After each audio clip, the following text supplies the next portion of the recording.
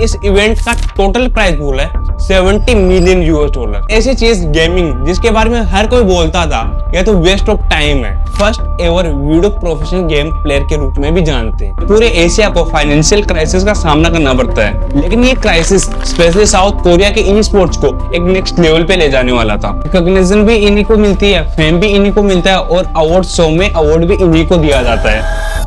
क्या आप ये बता सकते हो कि किसी स्पोर्ट टूर्नामेंट का आखिर टोटल प्राइज पूल कितना हो सकता है? 1 करोड़, 2 करोड़, 10 करोड़ रुपए? लेकिन नहीं।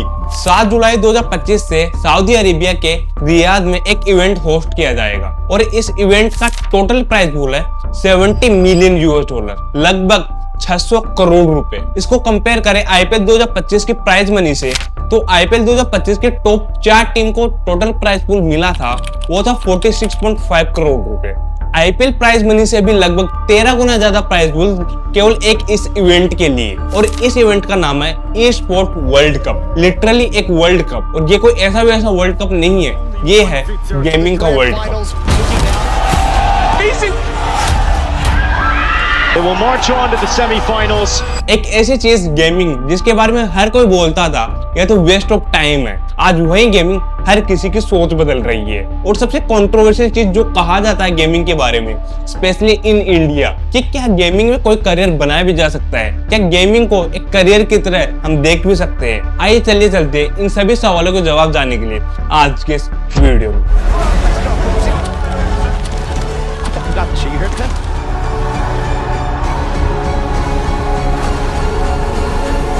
Nothing is granted, everything is earned. Is your job on the line?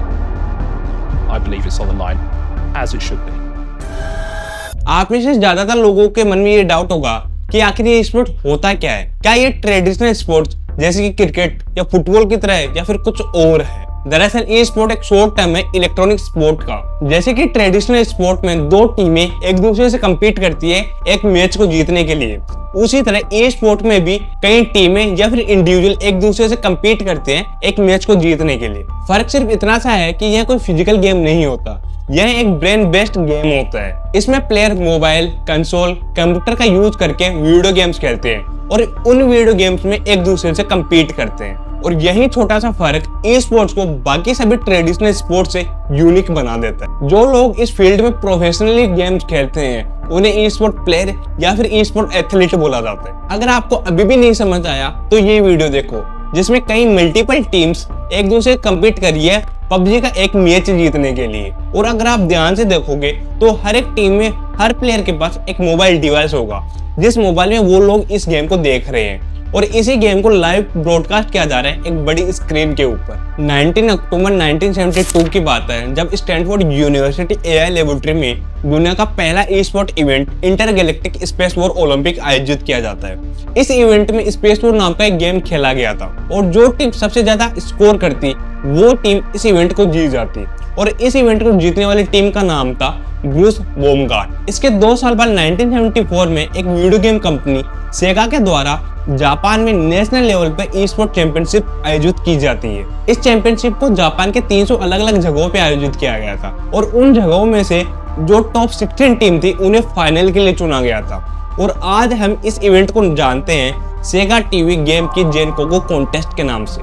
इस चैंपियनशिप का विनर था एक 20 ईयर ओल्ड बैंकर ओसामा कुरुडू, जिसे प्राइज मनी के रूप में एक कलर टेलीविजन दिया गया था। इस इवेंट को आयोजित करने के पीछे सबसे बड़ा मकसद था कि जापान में वीडियो गेम्स को प्रमोट किया जाए और यह इवेंट उस समय सबसे बड़ा गेमिंग इवेंट भी साबित होता है। 1977 में सैन डिएगो की एक गेमिंग कंपनी ग्रेमलिन इंडस्ट्री के द्वारा एक मार्केटिंग स्ट्रेटेजी अपनाई जाती है अपने एक न्यू गेम हैसल को प्रमोट करने के लिए। इस मार्केटिंग स्ट्रेटेजी के दौरान उनके द्वारा 2 गर्ल्स को हायर किया जाता है, ओसमेंट और रेड, और उन्हें सिटी के आर्केड गेम टूर पर भेजा जाता है। इस टूर के दौरान कोई भी इंसान उन्हें इस गेम के लिए चैलेंज कर सकता था और जो इंसान उन्हें इस गेम में हरा पाता उसे $100 एज ए प्राइज मनी के रूप में दिया जाता। इस टूर के दौरान टोटल 1300 लोगों ने उन्हें इस गेम के लिए चैलेंज किया और हैरानी की बात यह है कि उन 1300 में से केवल 7 लोगों ने ही उन्हें इस गेम में हरा पाए। और आज हम उन दोनों लड़कियों को जानते हैं ग्रेमलिन गर्ल्स के नाम से। और सबसे हैरानी की बात यह है कि आज हम उन्हीं दो गर्ल्स को first ever video professional game player के रूप में भी जानते हैं। स्पोर्ट्स कम्युनिटी के लिए तो ये प्राउड मोमेंट की बात है कि उनकी कम्युनिटी के फर्स्ट एवर प्रोफेशनल गेमर दो गर्ल्स थी। फिर आता 1982 जब एक सोशियोलॉजिस्ट सिडनी जे कार्पेन के द्वारा the journal of pop culture में एक स्टडी पब्लिश की जाती है, जिसमें उन्होंने ये बताया कि उस समय फीमेल्स गेमर की संख्या 20% के आसपास थी, लेकिन आज वही परसेंटेज 46 तक पहुंच गई है। तो इससे ये बात तो पता चलती है कि गेमिंग केवल मेल ओरिएंटेड फील्ड नहीं है, इसमें फीमेल्स का भी एक इक्वली योगदान रहा है। 1991 में एक फाइटिंग गेम स्ट्रीट फाइटर 2 ने दो प्लेयर के बीच में डायरेक्ट कंपटीशन को पॉपुलर बना दिया था। स्ट्रीट फाइटर 2 से पहले आज तक जितने भी टूर्नामेंट हुए थे, उनमें से जो प्लेयर सबसे ज्यादा स्कोर करता उसे विनर घोषित कर दिया जाता। लेकिन स्ट्रीट फाइटर 2 के आने के बाद दो प्लेयर एक दूसरे को चैलेंज देने लग गए थे, जिसे आज हम 1v1 या फिर 1 वर्सेस 1 के नाम से जानते हैं। और यही कॉन्सेप्ट आगे चलकर मल्टीप्लेयर और डेथ मैच जैसे मोड्स की इंस्पिरेशन भी बनता है। स्ट्रीट फाइटर गेम की सक्सेस के बाद फाइटिंग गेम्स की पॉपुलैरिटी में भी एक मैसिव ग्रोथ देखने को मिलती है। और इसी ट्रेंड को देखते हुए 1996 में इंटरनेशनल इवोल्यूशन चैंपियनशिप सीरीज की फाउंडेशन रखी जाती है। और फिर आता है 1997 जब पूरे एशिया को फाइनेंशियल क्राइसिस का सामना करना पड़ता है। लेकिन ये क्राइसिस स्पेशली साउथ कोरिया के ई स्पोर्ट्स को एक नेक्स्ट लेवल पे ले जाने वाला था। दरअसल उस समय अनएम्प्लॉयमेंट बहुत तेजी से बढ़ने लगी थी, जिस वजह से लोगों के पास ज्यादा फ्री टाइम होने लगा था और वो लोग अपने इसी फ्री टाइम का यूज करने लगे थे ऑनलाइन गेम्स को खेलने के लिए। इसी वजह से साउथ कोरिया में लेन गेमिंग सेंटर, जिसे पीसी बैंक्स भी कहा जाता है, उसकी पॉपुलैरिटी में भी एक ग्रोथ देखने को मिलती है। यहाँ पर लोग अफोर्डेबल प्राइस में ऑनलाइन गेम्स खेल सकते थे और एक दूसरे से कम्पीट कर सकते थे। और इसी ट्रेंड को देखते हुए और ई स्पोर्ट्स को रेगुलेट और सपोर्ट करने के लिए कोरियन ई स्पोर्ट एसोसिएशन की स्थापना की जाती है। 2004 में इवोल्यूशन चैंपियनशिप सीरीज में स्ट्रीट फाइटर 3 का एक सेमीफाइनल मैच खेला जा रहा था डियागो उमेहारा और जस्टिन वोंग के बीच में। इस मैच के दौरान जस्टिन वोंग की तरफ से एक अनएक्सपेक्टेड कमबैक देखने को मिलता है, जिसे आज कॉम्पिटिटिव गेमिंग इंडस्ट्री का सबसे आइकॉनिक और मेमोरेबल मोमेंट माना जाता है, जैसे डियागो पेरी के नाम से जानते हैं।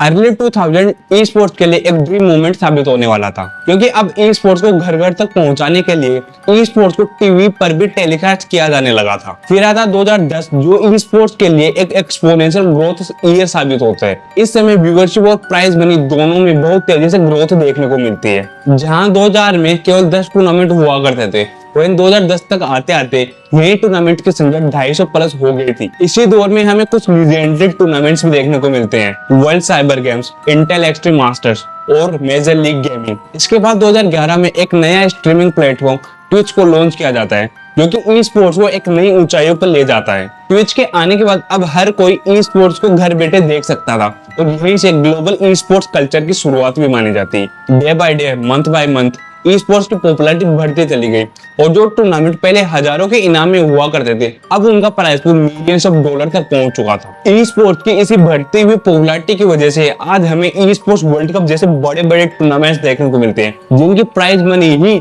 600 करोड़ रुपए तक पहुंच जाती है। इस वर्ल्ड कप में 2000 से भी ज्यादा प्लेयर्स 25 से भी डिफरेंट टूर्नामेंट में पार्टिसिपेट करने वाले हैं और हर एक टूर्नामेंट का price money millions of dollar में होने वाला है, जिसमें Valorant, call of duty, free fire, PUBG mobile, PUBG PC, यहाँ तक कि डोटा 2 जैसे बड़े बड़े गेम्स भी शामिल है। लेकिन ई स्पोर्ट्स को एक स्पोर्ट्स का दर्जा देना ये आज भी कंट्रोवर्शियल टॉपिक बना हुआ है। कुछ लोग ये आर्ग्यू करते हैं कि ई स्पोर्ट्स को स्पोर्ट्स नहीं माना जाता क्योंकि इसमें कोई फिजिकल एक्टिविटी नहीं होती। लेकिन अब यहाँ सवाल ये उठता है कि क्या कोई गेम स्पोर्ट्स तभी माना जाता है जब उसमें कोई फिजिकल एक्टिविटी हो? ऐसा तो नहीं है, क्योंकि हमारे पास चेस जैसा एक एग्जांपल है जो कि ब्रेन बेस्ड गेम है और जिसे स्पोर्ट्स की कैटेगरी में भी रखा गया है। एक गेम को स्पोर्ट का दर्जा कब दिया जाता है? उसके लिए इन 5 एलिमेंट्स का होना बहुत जरूरी होता है: competition, skills, mental endurance, team work and strategy और final physical movement. E sports में आपको फिजिकल मूवमेंट के अलावा और बाकी सभी चारों चीजें देखने को मिल जाती है।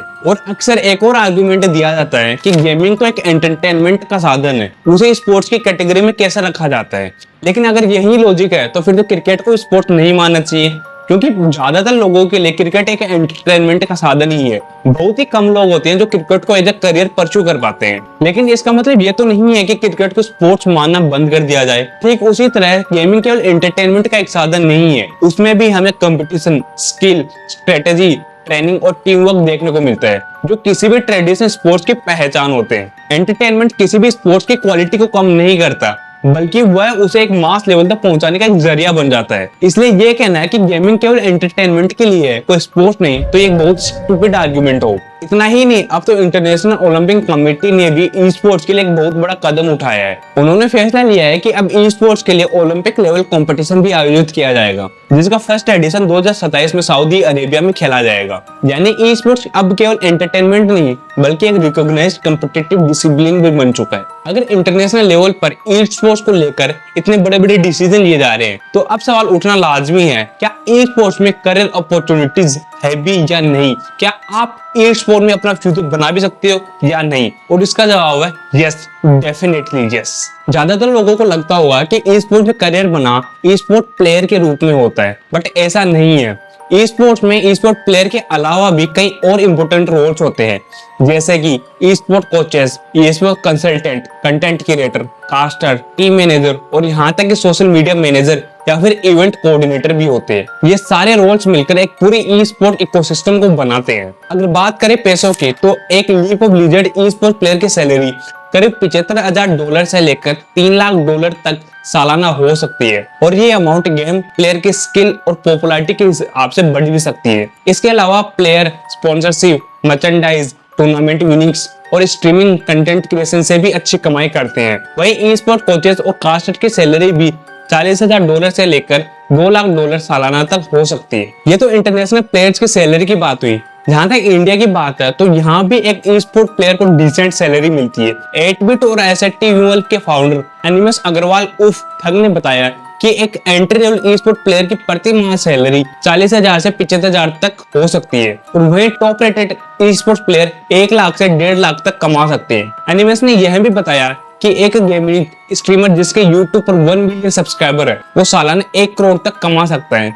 यही नहीं, एसएटी भारत की पहली ई स्पोर्ट ऑर्गेनाइजेशन भी बन गई है, जो आने वाले ई स्पोर्ट वर्ल्ड कप में दुनिया की टॉप टीम के साथ कम्पीट करेगी। अब आप लोग सोच रहे होंगे कि अगर गेमिंग में इतना ही पैसा है, तो अब तो मैं तो ई स्पोर्ट्स प्लेयर ही बनूंगा। लेकिन रुक जाओ, आपने ई स्पोर्ट्स की एक साइड तो देख ली, अब इसकी एक डार्क साइड भी देखते जाओ। ये रिपोर्ट देखो, जिसमें बताया गया है कि 96% वीडियो गेम प्लेयर को कभी ना कभी साइबर बुलिंग का सामना करना पड़ा है, और ये केवल इंटरनेशनल लेवल पर नहीं, बल्कि इंडिया में भी देखने को मिलता है। 2024 की बात है, जब BGS का एक मैच चल रहा था। उस मैच में 700 टीम का एक प्लेयर टाइगर इंडिया की सबसे पुरानी ई स्पोर्ट ऑर्गेनाइजेशन के खिलाफ 1v4 क्लच करता है, और उस परफॉर्मेंस के बाद टाइगर को मैसेज आता है कि वो अपना अगला मैच नहीं खेलेगा। फर्स्ट मैच अभी हम लोग खेले, ठीक है, फर्स्ट मैच टाइगर ने खेला, उधर गॉडल को 1v4 मार दिया। तो इनको मतलब ये क्या हुआ भाई, गॉडल को 1v4 मारा, उसके बाद भाई मैसेज आ रहा है कि टाइगर नहीं खेल सकता। ये क्या बात हुई? अगर कोई अंडरडॉग प्लेयर बड़े बड़े प्लेयर से अच्छा परफॉर्म कर पा रहा है, तो उसका क्या मतलब है कि उसको खेलने ही ना दिया जाए? कई लोग तो मेजर टूर्नामेंट्स में क्वालिफाई करने के लिए चीटिंग, ई डोपिंग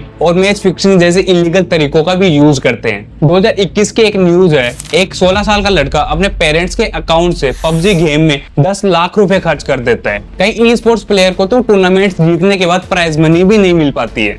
टूर्नामेंट के पैसे नहीं आते भाई। मेरा IND का पेमेंट पेंडिंग है, मेरा एक्सो का पेमेंट पेंडिंग है, सब। कुछ कंटेंट क्रिएटर जो खुद को बोलते तो गेमर है, बट गेमिंग के नाम पे कुछ और ही कंटेंट बना रहे हैं। गेमिंग को एक अडल्ट कंटेंट क्रिएशन बना कर रख दिया है। रिकॉग्निशन भी इन्हीं को मिलती है, फेम भी इन्हीं को मिलता है, और अवार्ड शो में अवार्ड भी इन्हीं को दिया जाता है। और जो लोग दिल से मेहनत करते हैं, दिल से ई स्पोर्ट्स के लिए प्रिपरेशन करते हैं, उन लोगों को क्या मिलता है? कुछ नहीं। लेकिन अब सवाल ये उठता है कि आखिर इसका सॉल्यूशन क्या है? एज ए व्यूअर आप लोग क्या कर सकते हो गेमिंग को इंडिया में पॉपुलर बनाने के लिए, और उन लोगों को ऊपर लाने के लिए जो दिन रात मेहनत करते हैं? सबसे पहला स्टेप, अभी जाओ और अपने फोन से उन सभी एप्स को डिलीट कर दो जो गेम ऑफ स्किल के नाम पे लोगों को गैम्बलिंग करना सिखा रहे हैं। दूसरा, जो प्लेयर अंडरडॉग टीम से खेलते हैं उनकी शॉर्ट क्लिप बनाओ और उनको यूट्यूब, इंस्टाग्राम, फेसबुक जहां हो सके वहां शेयर करो।